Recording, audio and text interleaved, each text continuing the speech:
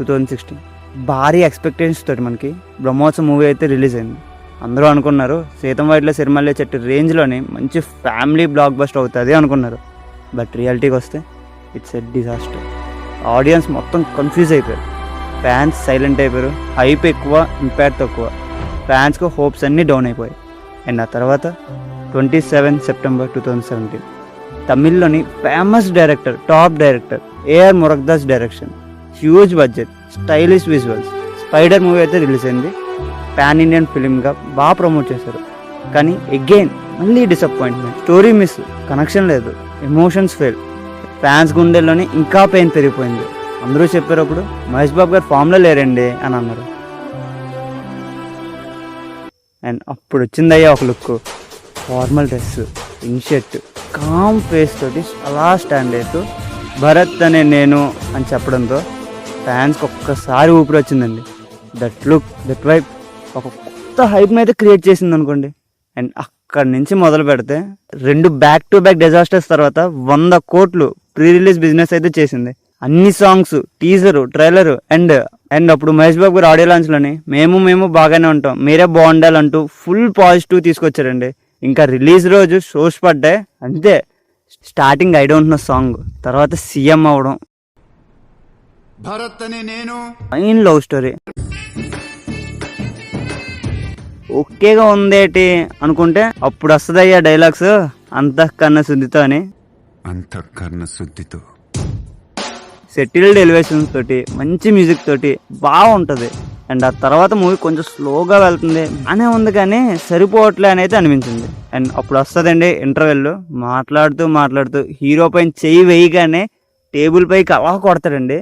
దెబ్బకి హై అలా వెళ్తుంది అనమాట.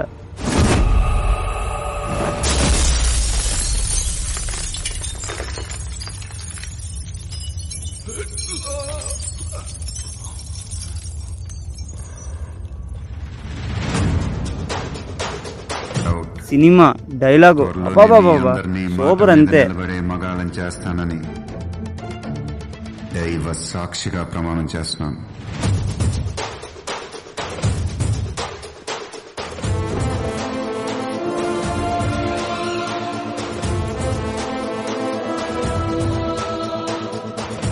అండ్ నెక్స్ట్ సెకండ్ హాఫ్కి వస్తే ఆ helicopter scene, theatre fight scene, వచ్చాడయ్యా స్వామి సాంగ్,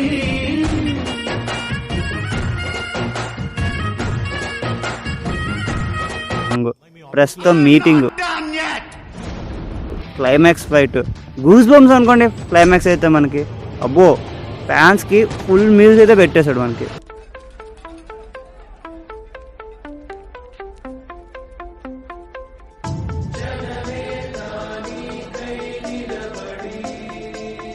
బ్రహ్మోత్సవం స్పైడ్కి దించిన తలలన్నీ గర్వంగా తలెత్తుకొని బయటకు వచ్చారండి ఫ్యాన్స్ అయితే. అండ్ ఆ తర్వాత ఏముంది, ఇంకా రికార్డ్ 100 కోట్లు షేర్ చేసిన movie, fastest Telugu movie to gross 100 crores at that time. And Bharat Nenu crossed 100 crore grosser in just 2-3 days. It became fastest 100 crore grosser for Mahesh Babu గారి కెరీర్ అండి. And highest opening weekend in Mahesh Babu's career. And మనకి full రన్లోనైతే 161 crores అయితే worldwide collect చేసింది. And net share crossed 100+ crores which has huge back then. ఇలా ప్రతి record రాసుకున్నారండి. మహేష్ బాబు కెరీర్లోని బెస్ట్ ఓపెనింగ్ డే గ్రాస్ అనుకోండి ఈ మూవీ అయితే మనకి అరౌండ్ 55 crores అయితే వచ్చింది వరల్డ్ వైడ్. అండ్ కొన్ని చోట్ల అయితే నాన్ బాహుబలి రికార్డ్స్ కూడా కొట్టేసింది అనుకోండి. In several areas like east, west Godavari and Guntur it posted non Baahubali records.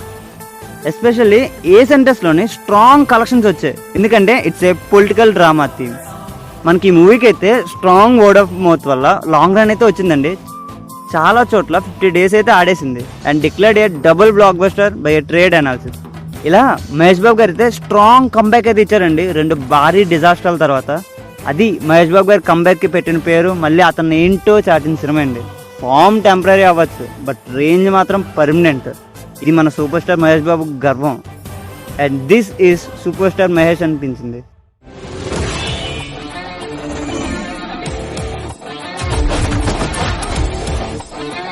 అలాంటి మూవీ మనకి April 26న మళ్ళీ రిలీజ్ అయిపోతుందండి. మన దగ్గరలో ఉన్న థియేటర్స్కి అయితే మళ్ళీ వచ్చేస్తుంది. సేమ్ అప్పుడు ఎంజాయ్ చేసినట్టు మళ్ళీ ఎంజాయ్ చేయొచ్చు. అప్పుడు ఆ థియేటర్లో ఎక్స్పీరియన్స్ మిస్ అయిన వాళ్ళు మళ్ళీ ఎక్స్పీరియన్స్ చేయొచ్చు. So don't miss in theatres again. April 26th మళ్ళీ రిలీజ్ అయిపోయింది. అందరూ థియేటర్స్లో ఎంజాయ్ చేసేద్దాం. భరత్ అని నేను